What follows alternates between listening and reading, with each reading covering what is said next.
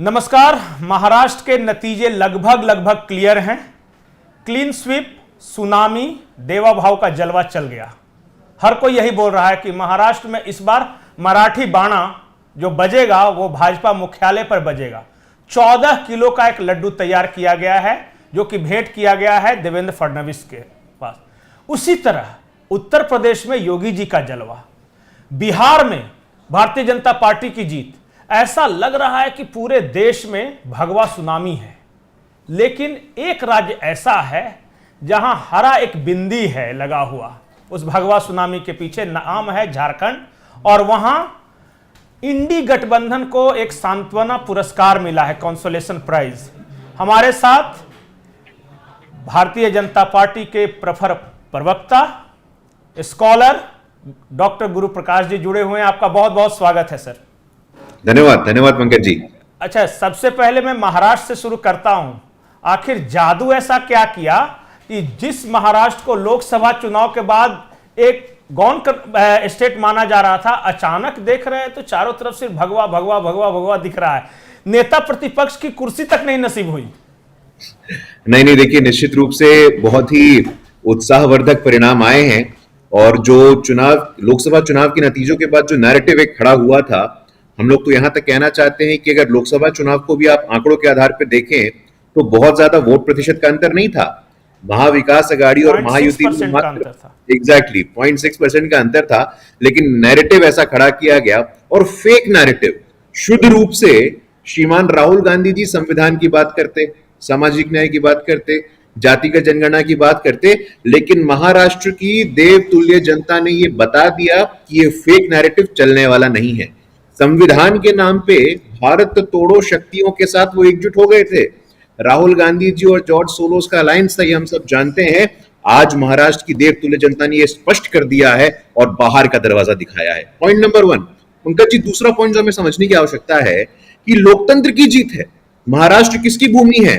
महाराष्ट्र हिंदवी स्वराज की भूमि है, छत्रपति शिवाजी की भूमि है, शाहू फूले अंबेडकर की भूमि है।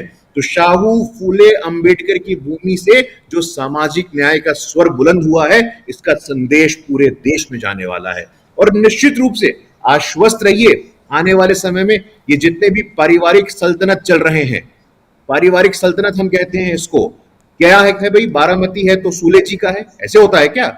लोकतंत्र में एक परिवार नहीं, लोकतंत्र में ताकत लोग के पास होती है, लोगों के पास होती है। यहां ये परिवार है, वहां वो परिवार है, यहां पवार परिवार है, यहां गांधी परिवार है, मुंबई में ठाकरे परिवार है। ऐसा कतई नहीं होगा। महाराष्ट्र की जनता अंतिम सत्ता है, और यह सिद्ध हो गया है कि लोकशाही में परिवारशाही, पारिवारिक सल्तनत नहीं चलने वाला है। मैं पुनः बोलता हूं, शाहू फूले और अंबेडकर की भूमि से, शिवाजी और संघ की भूमि से यह आवाज आया है कि राष्ट्रवाद, राष्ट्र निर्माण, सामाजिक न्याय और संविधान, ये 4 स्तंभ हैं, और इस स्तंभ पे विकसित भारत की नींव रखी जाएगी। लेकिन सर, कोशिश तो बहुत की गई। सज्जाद नोमानी को मैं सुन रही थी, उनका वीडियो वायरल हुआ, और मुझे तो लगता है एक चैलेंज उन्होंने दे दिया था कि भाई जहां जहां महायुति का कैंडिडेट खड़ा हो वहां वहां उसे हराओ। लेकिन ऐसा लग रहा है कि वो सारे तो आपस में ही बट गए। देखिए, निश्चित रूप से वही हुआ है। और अभी तक कुछ देर पहले हम देख रहे थे कि उद्धव ठाकरे जी के सुपुत्र श्रीमान आदित्य ठाकरे भी ड्रिल कर रहे थे। तो ये जो तुष्टीकरण की राजनीति है, देखिए नम्रता जी, हमें समझने की आवश्यकता है कि तुष्टीकरण की राजनीति का अंत निकट है। बहुत हो गया, बहुत हुआ कि भाई कभी जाति के नाम पे तोड़ो, कभी क्षेत्र के नाम पे तोड़ो, कभी भाषा के नाम पे तोड़ो, कभी क्षेत्रीय अस्मिता के नाम पे तोड़ो, कभी धर्म के नाम पे तोड़ो। भारत की जनता ने ये मन बना लिया है, खासतौर पे लगातार। हाँ, झारखंड में आप कह सकते हैं, लेकिन झारखंड में इस परिणाम के बावजूद हम घुसपैठिए के मुद्दे को उठाते रहेंगे। कहते हैं बटेंगे तो कटेंगे से दिक्कत है। क्या दिक्कत है? अमेरिका में जब बोलते हैं वहां के लोग united we stand, divided we fall, ये उनको स्वीकार्य है। और जब उसी का हिंदी रूपांतरण कहते हैं तो जो एलीट और नव सामंती वर्ग है उनको स्वीकार नहीं है। ये शुद्ध रूप से स्थापित हो गया है कि देश में हिंदुत्व, सामाजिक न्याय और संविधान के जो असल पैरोकार हैं उनकी बात बनने वाली है। तुष्टीकरण का अंत आ गया है। एक चीज और है कि ये एक नैरेटिव वॉर भी था। एक तरफ जातिगत जनगणना, और वो उठा रहे थे, सामाजिक न्याय की बातें कर रहे थे कि दलितों के साथ ये अत्याचार, तो उन्हें घोड़ी नहीं चढ़ने दिया जाता, तो उन्हें ये नहीं करने दिया जाता। हमारे धर्म ग्रंथों को लेकर कहा गया कि वहां पे इतनी सारे भेदभाव है। दूसरी ओर एक नैरेटिव था जो पैरेलल खड़ा किया गया था कि एक रहेंगे तो सेफ रहेंगे, बटेंगे तो कटेंगे, एक रहेंगे नेक रहेंगे। क्या ये नैरेटिव वॉर में भी उस नैरेटिव की हार हुई है? लोग कांग्रेस के कल को ये भी कहें कि ये सामाजिक न्याय की हार है, ये तो बोल सकते हैं ना। जातिगत जनगणना होनी चाहिए, इस बात की हार है। जनता ने सामाजिक न्याय का साथ न देकर हिंदुवाद का साथ दिया। नहीं देखिए पंकज जी, आपका सवाल बहुत ही उम्दा है और बहुत ही यथार्थ के करीब मैं इसको देखता हूं। अब मुझे ये बताइए कि सामाजिक न्याय के कस्टोडियन या सामाजिक न्याय पे प्रमाण पत्र बांटने का अधिकार कांग्रेस पार्टी को किसने दिया है?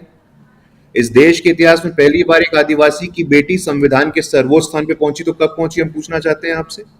बाबा साहेब अम्बेडकर के बाद कोई दलित समाज का व्यक्ति केंद्रीय कानून मंत्री बना, तो कब बना हम पूछना चाहते हैं आपसे। तो लगातार देखिए, सामाजिक न्याय के नाम पे आपने बहुत भरमाया है, बहुत भ्रमित किया है लोगों को, लेकिन अब समाप्त करिए आप। महाराष्ट्र में, और मैं आश्वस्त हूं कि आपने आकलन किया होगा, जितनी एससी रिजर्व सीट है, एसटी रिजर्व सीट है, कुणबी बहुल्य क्षेत्र है, मराठा बहुल क्षेत्र है, इन चारों प्रकार के क्षेत्रों में बम्पर मेजॉरिटी किसी को मिली है तो भारतीय जनता पार्टी को मिली है।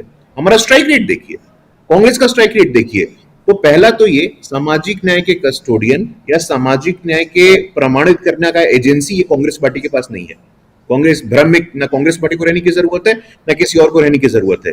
बिहार के भी 4 विधानसभा उपचुनावों में स्पष्ट हो गया है कि पारिवारिक सल्तनत का समय समाप्त हो गया है, तुष्टीकरण का समय समाप्त हो गया है, और तथाकथित सामाजिक न्याय के स्वघोषित मसीहा, उनका भी समय समाप्त हो गया है। लेकिन सर झारखंड के नतीजे आपके पक्ष में नहीं आए। हालांकि जिन मुद्दों पर शायद चुनाव लड़ा जाना चाहिए था वो मुद्दे कहीं पीछे छूट गए। एक बहुत बड़ा मुद्दा घुसपैठ का था, और झारखंड में, मैं तो पंकज जी से अक्सर डिस्कशन करती हूँ इसी मुद्दे पर कि झारखंड में सबसे बड़ा मुद्दा घुसपैठ ही है, लेकिन फिर भी जेएमएम का आप आंकड़ा देखिए। नहीं नम्रता, आप सही कह रही हैं। और झारखंड में, लेकिन देखिए, संथाल परगना में यदि आदिवासियों की जनसंख्या 44% से 26% होती है तो ये मात्र पॉलिटिकल मुद्दा नहीं है, ये मात्र राजनीतिक मुद्दा नहीं है, ये एक आंतरिक सुरक्षा से जुड़ा मुद्दा है। और इस मुद्दे को लगातार हम उठाते रहेंगे। कुछ कमियां निश्चित रूप से रही होंगी। हमारे नेता पूर्व मुख्यमंत्री शिवराज सिंह चौहान जी भी वहां पे थे, हेमंत बिस्व शर्मा जी भी वहां लगे हुए थे, लेकिन कहाँ कमी रह गई है? हमारी पार्टी, देखिए, हम अटल जी के संस्कार वाले लोग हैं। अटल जी कहते थे कि विजयी हुए हैं, हमें विनम्रता है, पराजय में आत्ममंथन होना चाहिए। आत्ममंथन का समय है, आत्मविश्लेषण का समय है। झारखंड एक अति महत्वपूर्ण प्रांत है, वेरी इंपॉर्टेंट स्टेट। झारखंड का निर्माण भारतीय जनता पार्टी करती है, झारखंड का प्रथम मुख्यमंत्री भारतीय जनता पार्टी का होता है। आदिवासी कल्याण के क्षेत्र में हमने बहुत काम किया है। क्या उसका आर्टिकुलेशन नहीं हो पाया? क्या वो संदेश हम जमीन तक नहीं पहुंचा पाए? ये कुछ बड़े प्रश्न निश्चित रूप से हमारे। मैं बोलता हूं कि आप बता रहे थे ना कि कमी कहां रह गई। 2-3 कमियां जो कि वहां के लोग ही बात कर रहे थे। आपको लड़ना है झारखंड का चुनाव, लेकिन वहां के स्थानीय नेताओं को आपने किनारे कर दिया और सारा प्रचार कर रहे थे कौन? हेमंत बिस्व शर्मा जी, शिवराज सिंह चौहान जी, अमित शाह जी, मोदी जी, योगी जी। लोकल नेतृत्व को आपने गांव में जाने ही नहीं दिया, और खास करके मैं आदिवासी नेतृत्व की बात कर रहा हूं। अर्जुन मुंडा झारखंड में बैठे रहे, उन्हें कह दिया गया कि तुम सिर्फ अपनी पत्नी को लड़ाओ। बाबूलाल मरांडी को प्रदेश अध्यक्ष बनाया, आगे किया, फिर पीछे खींच लिया।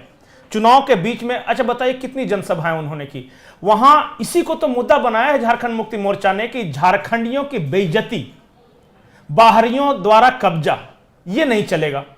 इस चीज को देखिए, क्षेत्रवाद एक वहां मुद्दा है, और बार बार भारतीय जनता पार्टी के नेताओं को या फिर जो भी राष्ट्रीय पार्टियां हैं उनको मैं बार बार बोलता हूं, झारखंड को जीतना है तो झारखंडी तौर तरीकों से जीतना होगा। आप एलईडी वैन लेके घूमते रहो, हेलीकॉप्टर में घूमते रहो, लेकिन जब तक गांव में जाकर डुगडुगी नहीं बजाओगे तब तक आपको सफलता नहीं मिलेगी। आपको लगता है कि कनेक्ट करने में वहां पे मार खा गए? नहीं पंकज जी, देखिए, निश्चित रूप से आपने जो कारण बताए हैं उस पर आत्मविश्लेषण की आवश्यकता है, लेकिन एट द सेम टाइम आपको ये भी देखना चाहिए कि जयराम महतो का फैक्टर आप काफी क्लोजली फॉलो करते हैं। जयराम महतो की पार्टी ने, जेकेएलपी जिसका नाम है, उसने लगभग हर सीट पर चुनाव लड़ा है और 20-25 हजार वोटों का नुकसान किसी को भी पहुंचाया है। तो एक वो फैक्टर है। और दूसरा फैक्टर हमें लगता है कि जहां तक आदिवासी कल्याण का विषय है, मैं इससे आपसे सहमत नहीं हूं कि हमारे यहाँ आदिवासी नेताओं को वो सम्मान नहीं मिला। आप देखें तो बाबूलाल मरांडी जी प्रथम मुख्यमंत्री, अभी अध्यक्ष।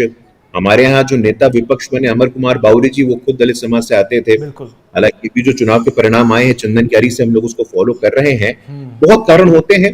झारखंड जैसे हमने कहा कि हमारे हृदय के बहुत करीब है, हमारे पार्टी हमारे शीर्ष नेतृत्व के हृदय के बहुत करीब है, लेकिन चिंता की बात है और मुझे इस बात को यहाँ एक्सेप्ट करने में आपके शो पे कोई मलाल नहीं होता है। चिंता की बात है। झारखंड एक सिग्निफिकेंट स्टेट है, अति महत्वपूर्ण प्रांत है। हम लोग बैठेंगे और निश्चित रूप से उस पर मंथन करेंगे कि लोकसभा चुनाव और लोकसभा चुनाव के बाद ये, हालांकि लोकसभा चुनाव का अगर आप आंकड़ा देखें तो 51 विधानसभा सीटों पे हमारी लीड थी। कहां कमी रह गई, नैरेटिव कहां रह गया, आर्टिकुलेशन में कहां कमी रह गई, काम में कहां कमी रह गई, हम लोग बैठेंगे, आत्मविश्लेषण करेंगे और निश्चित रूप से आप देखेंगे कि कुछ न कुछ सुधार होगा। पंकज जी, आखिरी सवाल, वो सवाल थोड़ा सा बिहार का है, थोड़ा सा आपके पर्सनल टच का है। क्या भविष्य में हम कभी आपको बिहार में चुनाव लड़ते देखना चाहेंगे? और उससे भी बड़ा सवाल, क्या बिहार बीजेपी कभी किसी दलित चेहरे को आगे करके चुनाव लड़ेगी? सहयोगी दलों की मैं बात नहीं कर रहा हूं। चिराग पासवान जी बहुत अच्छे नेता हैं, नीतीश कुमार जी अच्छे नेता हैं, लेकिन भारतीय जनता पार्टी के अंदर जो कमी है वो ये है कि कोई भी ऐसा चेहरा नहीं है जो पैन बिहार चेहरा हो। अपने अपने क्षेत्र, अपनी अपनी जातियों का नेता है। इस समस्या से कैसे उभरेंगे आप लोग? नहीं, देखिए पंकज जी, भारतीय जनता पार्टी एकमात्र ऐसी पॉलिटिकल पार्टी है जहां पे कोई भी व्यक्ति किसी भी स्थान तक राइज कर सकता है। और अगर राजस्थान में मुख्यमंत्री का विषय हो, छत्तीसगढ़ में मुख्यमंत्री का विषय हो, उड़ीसा में मुख्यमंत्री का विषय हो, तो एकमात्र ऐसा ही पॉलिटिकल पार्टी, एकमात्र ऐसा पॉलिटिकल प्लेटफॉर्म है जहां पे व्यक्तिगत महत्वाकांक्षाओं से ज्यादा जिसमें क्षमता होती है, जिसमें प्रतिभा होती है, उसको अवसर मिलता है। मैं टोक रहा हूं, अभी तक बीजेपी ने दलित मुख्यमंत्री नहीं बनाया है पूरे देश में, इसलिए मैंने ये सवाल किया था। नहीं, बिल्कुल पंकज जी, आपका ये हस्तक्षेप बहुत स्वाभाविक है, लेकिन हमने तो राष्ट्रीय अध्यक्ष प्रथम इस देश के इतिहास में किसको बनाया? स्वर्गीय बंगारू लक्ष्मण जी तो हमारे ही पार्टी के राष्ट्रीय अध्यक्ष रहे। रामनाथ कोविंद जी की बात करिए, अभी मैंने आपको कानून मंत्री का उदाहरण दिया। मुख्यमंत्री के संदर्भ में अगर आप देखें तो उप मुख्यमंत्री राजस्थान के दलित समाज से आते हैं, मध्य प्रदेश के दलित समाज से आते हैं। लेकिन बिल्कुल आशावादी होना अच्छी बात है और आने वाले समय में हम देखेंगे कि समाज के वंचित वर्गों का एक सम्मान और एक प्रतिष्ठा और शासन प्रशासन में और भी अधिक भागीदारी होगी।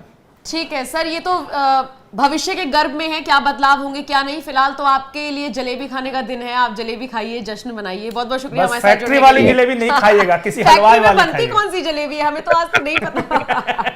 चलिए, बहुत बहुत शुक्रिया। ठीक है, प्रणाम प्रणाम जी, थैंक यू। और बाकी इस चर्चा को आप किस तरह से देखते हैं, कमेंट सेक्शन में हमें जरूर बताइएगा। नमस्कार।